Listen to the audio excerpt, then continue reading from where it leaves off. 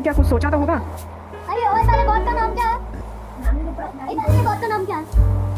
हाँ ये हनुमान जी है। अरे फर्स्ट लाइन ये रहना चाहिए, हनुमान जी इस 7 समुंदर पार करके हमारे क्या कहते हैं माउंटेन को लेकर वहाँ गए थे, कैलाश पर्वत लेके आए थे, है ना? कैलाश पर्वत लेके आए थे।